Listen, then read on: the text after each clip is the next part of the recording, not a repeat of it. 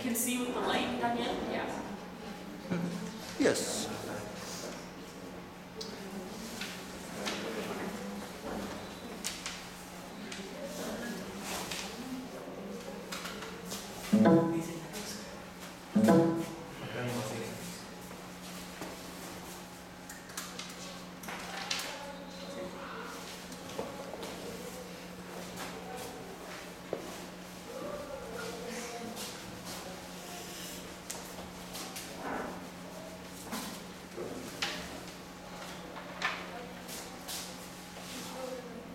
Yeah.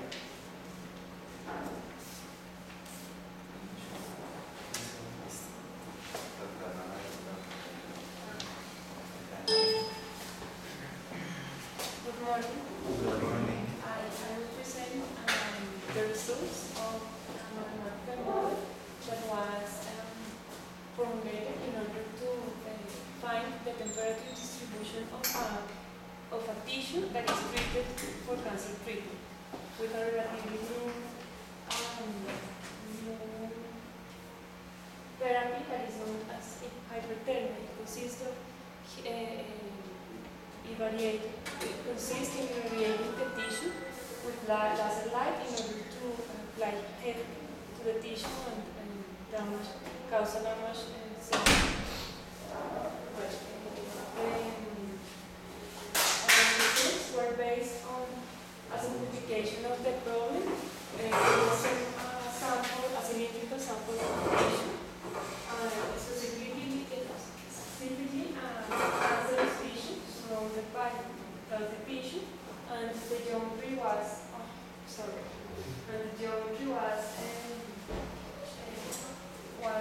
chosen as a cylindrical one because of the applicator that is a cylindrical laser applicator.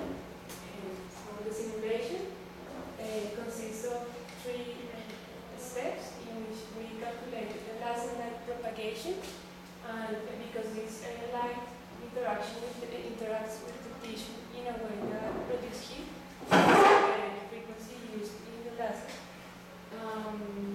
The interaction produces heat, and this heat produces a damage that should be maximized in the human tissue and minimized in the healthy tissue. So the objective of the model is to maximize the damage inside the tumor and at the same time minimizing the damaged tissue in the surrounding part. Well, our results are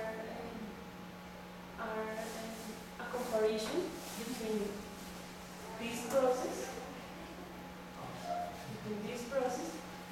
calculated for a tissue with optical and thermal properties founded in the literature, and those obtained with an optimization treatment in the model. Well, the light propagation was calculated with the diffusion equation, and in this case we have a homogeneous tissue, that is that the tumor and the surrounding tissue have the same properties. So we find a Gaussian function of the depth and the radius. The tumor is located in between 1 and 2 centimeters of depth, and in this case we have a tumor that has different properties than the surrounding tissue. And in this case, the absorbed energy is higher in the tumor than in the surrounding tissue. The temperature distribution was founded for both kind of parameters, those founded in the literature, reported in the literature, and those on optimal values that we find or that we found with our optimization algorithm. And in this case, we can see that the temperature reached in the healthy tissue is similar to that time in the tumor tissue when these properties are not the optimal. In this case, we can see that the surrounding tissue remains at lesser temperatures than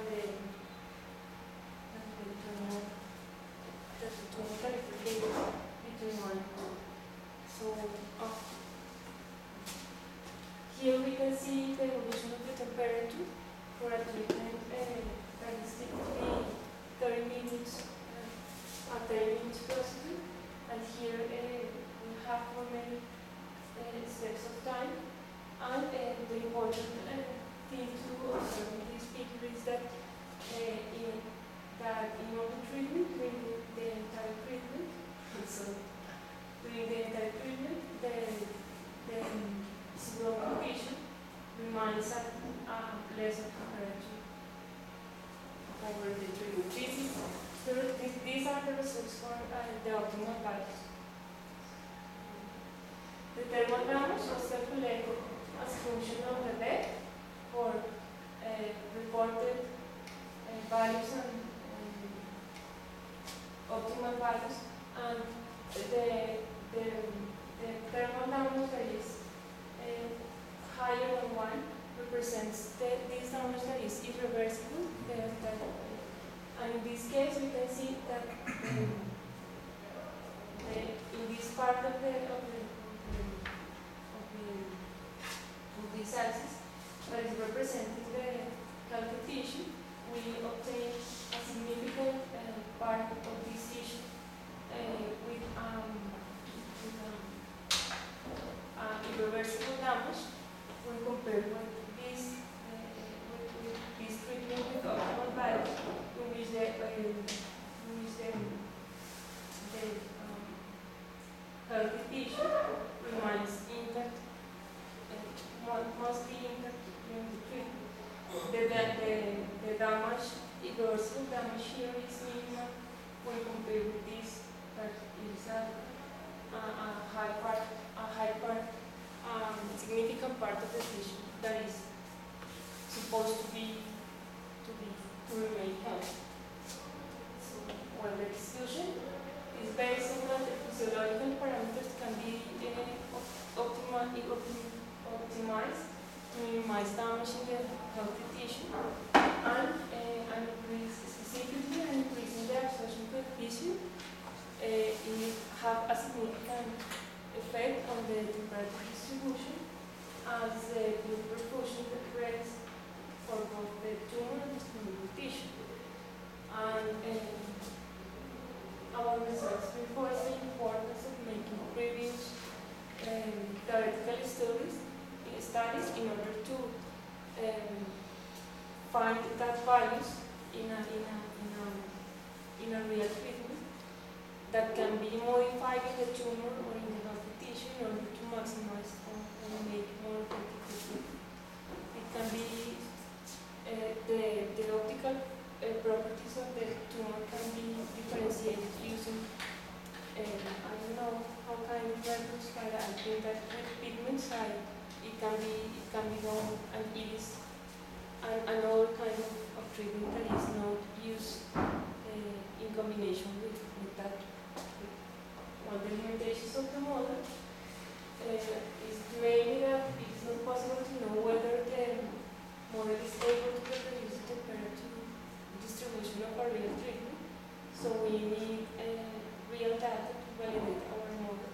But this model serves to identify and explore new directions for future research for both experimental and theoretical research for this kind of treatment of local treatments. And this is the final of That was part of the.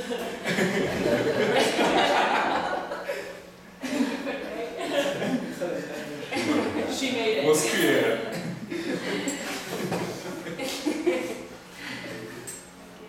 question? No, I don't have time for questions. Next time for questions. Sorry, I don't have. We have time for questions, and actually, overall, what I would like for the audience participants to do today, in addition to the normal, you guys always ask really good questions, but I'd like for you to you can also offer Carolina comments regarding her presentation style with respect to language and this genre of presentation. So we've talked about what should be included in terms of content, and what we should be looking for in terms of language when we're talking about results, signal phrases that signal when we're giving a conclusion about the results we've just described, signal phrases to talk about limitations, to talk about implications of the study, etc. So you can make comments to your partners today also about their presentation itself, not just the content. Do I make myself clear? So compliments and critiques regarding her presentation also. Now that I've put you on the spot, Carolina. comments, questions? When you were showing the graph, you need to put the labels for the axis in order to improve the presentation. Did you understand my comment? That it is important to put the... Yeah, in some of the graph, you don't have the labels for the axis. Here? For example, The first graph. The first graph? or is the same? Well, No, the last graph, Last graph is the top. the top. Or is the same label for the Yes, this is the same. and the y-axis? The same. Ah, okay. But yes, you are right. I should make clear. About the graphs, can you tell me the other? For example, there, if you have the same scale in both graphs, it makes it easier to compare. Because if you don't know which one is bigger, you have to take it. Oh, yes. Thank you. I am going one critical observation for me, but I don't expect to be offensive. When I am speaking from people, audience, the corporal language transmit other idea when you are speaking about your topics, your issues. And my fear is that you are not sure about your speaking. Your voice, your level of voice, your Volume? volume, intonation, it's impressive for me, and I think you need to put more energy in your voice and emphasis in some topics, in some key results, and transmit your enthusiasm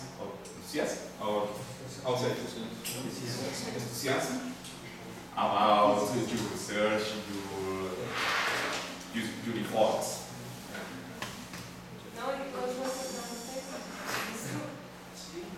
I was very because for me it's very difficult to talk even in Spanish.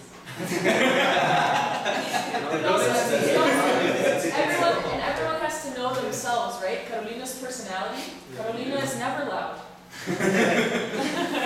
Even when she's excited and she's talking in class in a very relaxed way, right? So this is part of learning about how to become a public speaker, knowing who you are, knowing what works with your personality, because Carolina is never going to sound like Chucho. Never.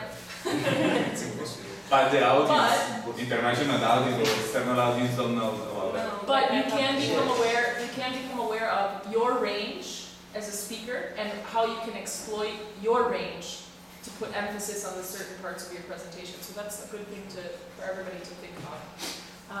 Carolina, I thought that the graphs in your presentation, the comparative approach that you used to talk about your results was very effective, and that the visuals illustrated very succinctly very complicated results from your study. So for me, I ignored everything, all the text on your slides. I didn't look at that at all. So it might be something that you could consider omitting in the future. Just keep it very minimal to the visuals, because your explanation did all of the work that was done in the text. In the text, you didn't need to rely on it because, well, you had it all right here. So the visuals were excellent. And I would say that one thing Carolina did really well is that each time she was about to pass to a new slide, she would explain what was on the slide, and then she said, in this case we can see. So there was like a mini conclusion at the end of each explanation of each slide. And that, for me, helped me comprehend the important content of what she just said. So, and she used phrases like, in this case we can see, the important thing to observe is, etc., etc. Okay, so it wasn't like she waited till the conclusion section to let us know why this was all important, but it was punctuating the entire speech, so that was the strength of your presentation. And Jose David, want to get set up? IDD2, we learn a rule, a simple rule about the slides. 6 by 6. 6 lines maximum, and 6 words per line in the slide. 6 words, Per- yeah, 6 by per slide. 6 lines and 6. 6 words. lines, 6 Maximum. words per slide. There are a lot of theories about it. For presentations and visual comprehension and effectiveness presentations with these classes. That's a common rule. And you have to really think about what you want to say if you're only going to include 6 words. It's difficult. It's difficult to Where did you learn that? when Yeah, I would like to know, where did that theory come from? I Do you have an article? Where did you learn? use some papers. The videos. Okay. I think Is this the final? I think. Ah, Okay. Thanks. because I was in. Jose David, Okay. arranquemos. Good morning. Today I am going to present the results and discussion of the research developed to analyze the university's collaboration network called Red Mutis. The purpose of this study was to conduct a network analysis to characterize the organizational structure of Red Mutis and to identify what variables are related to the likelihood that university areas that form the network would integrate. Okay? With this purpose in mind, 3 methods were developed: visual and descriptive analysis, positional analysis, and exponential random graph model were used. About visual and descriptive analysis, in order to identify the organizational structure of Red Mutis, we examine the individual roles of university areas in the network, and we recognize what group of areas work together frequently and in an integrative way. This figure shows the network with node size based on in-degree, out-degree, betweenness, and closeness. Analysis showed that the more central organization in the network were director of each university, some academic departments, faculties of engineering, some offices of international relations, and no more.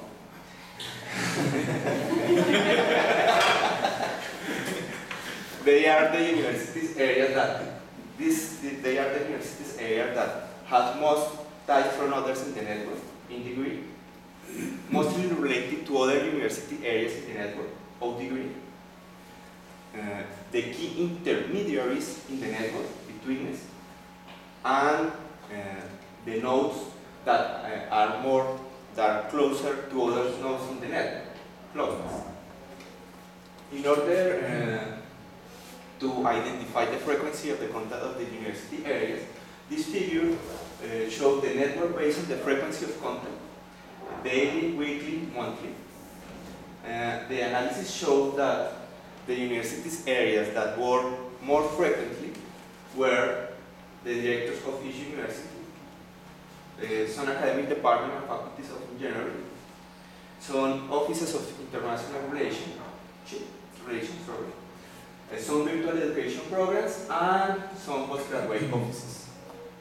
Additionally, the university's areas that work together in a cooperative, collaborative, and a partnership way were the same, the directors of each university, some academic department and faculties of engineering, and the same academics in the previous slide.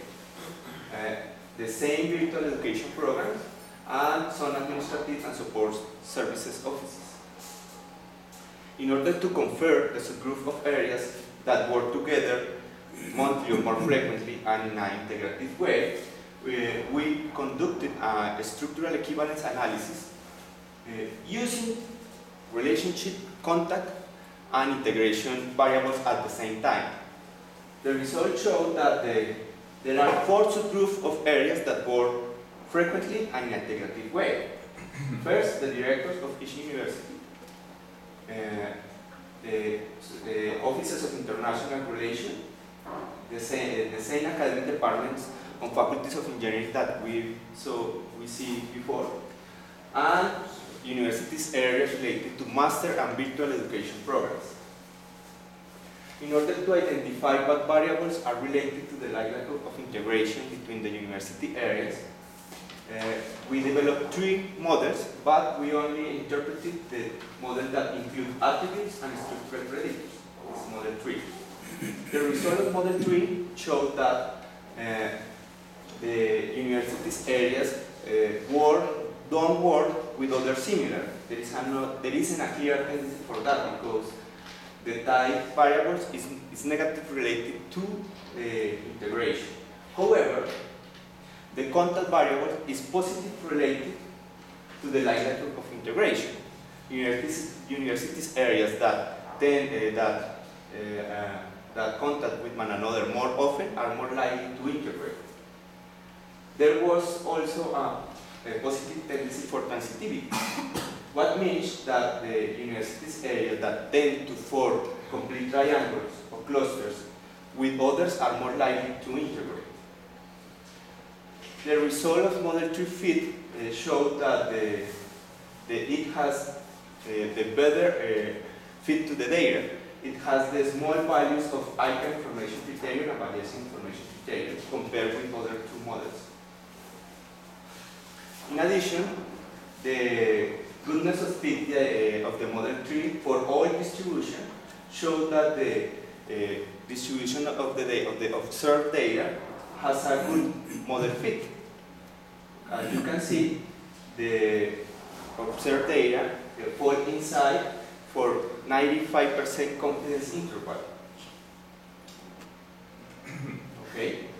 In general, integration in red multis is very influenced by the director of each university. In fact, there are 4 subgroup clusters formed by only 13% of university areas that work monthly or more frequently and in an integrative way. Exponential random graph model confirmed these results. The network showed a positive tendency for transitivity, what means that university areas that tend to form a cluster are more likely to integrate, and that work together periodically are more likely to integrate. These results suggest that the integration of the red multis is very influenced by the directors and depend on the projects and ideas that the directors of each university propose to develop, and the universities areas of different universities are not taking advantage for the benefits of these strategic alliances. Only the 30% of nodes are linked. Additionally, methods of this study can be used to assess the strategic alliances in different fields, not only between universities, but also between whatever type of organization. I thought the methods used to evaluate, to assess the level of integration were robust. This work only does a diagnostic of the level of integration in a network. Therefore, future studies should include additional indicators or materials to evaluate in more detail the level of integration in a network. Okay. Some questions? Many questions. Okay, in the table that you show the results, I read some numbers there. Indeed. Yeah. You include 3 models. You expose only 1 model, and you remark some things with the predictor. I think that is the meaning of this P at the bottom of your transparency. And well, I don't know what it is. It doesn't present what is the meaning, and it is highlighted into 2 of the models. And you say it's better in comparison with the other models, but how I can say if it's better or not better? What is the indicator? What is the meaning of each indicator? I don't know what its meaning. So is a little confused to understand what is the improvement that your model show, but it's no way to say if you don't indicate what is the meaning of each variable at these pre-models? In statistic models, the archaic information criterion and adjacent information criterion are two indicators that show that your model has a better fit of the data. In this case, as you can see, for example, model 1, the archaic information criterion, adjacent information criterion was bigger than model 3 and similar model 2. As you can see, the model 3 has the smallest values to fit the data. Okay. This is another indicator of that is this graphic, but I don't have time to show the other graphic for the three models. The procedure that we use to construct this is like that. First, you construct the null model. After, you construct the model attribute. And after that, you construct the complete model, and you use these three geometrical weight because the author recommends that these three geometrical weight terms improve the fit of the model. Okay, thank you. That's what I like, that you present when you put this table, not only what is the relation, but what do you like to highlight, like an improvement of your methodology. Is we can use this tool to construct this one and include this geometric measure or distance or something like that to highlight what is your objective and what you expect and if it is expected or why it is important. Yeah, I think that this is a little obscure. I think that there are another word that she used, but I don't remember. To present to us that information, I think that it's better this way that you explain after the question. Yeah. It's the comparison and what is important and what is better is because this is lower and fit better than the other ones. Thank you. Thanks. I think that I forget that the audience don't understand this style of yes, I know this kind of result, but meaning my of feel is normal that when you put the asterisk, yes, asterisks and is the normal understand. what is AIC and Yeah, it's normal understand. I forget that the audience is more general. Thanks.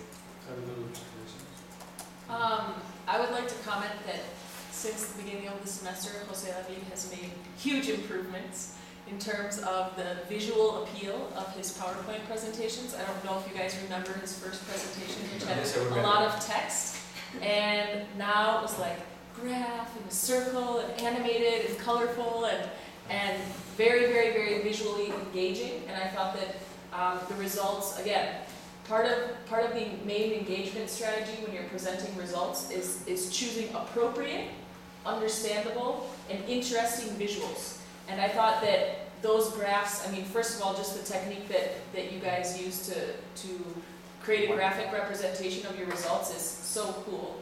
I've never seen anything like that before. And then second of all, the way in which you were highlighting the important parts using the fly-in circles was very effective to make your main conclusion about those graphs. So that was a really good strategy. One more thing about it, don't change the color meaning.